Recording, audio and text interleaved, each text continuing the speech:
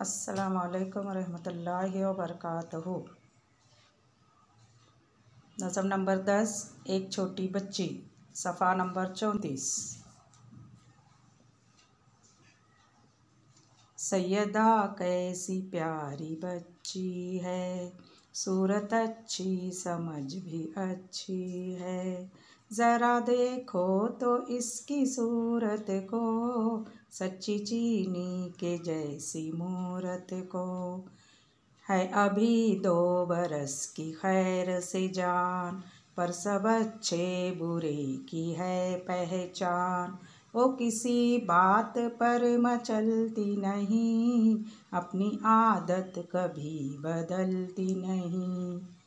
आरज़ू तो बहुत है बोलने की, पर नहीं उठती है ज़बान अभी। नहीं मुँह से निकलते पूरे बोल, बोलती है सदा अधूरे बोल। नए आते हैं घर में जब मेहमान, देख देख उनको होती है खंदा। उम्र उसकी खुदा दराज करे, इल्म से उसको सरफराज करे, इल्म से उसको सरफराज करे। थैंक यू, शुक्रिया।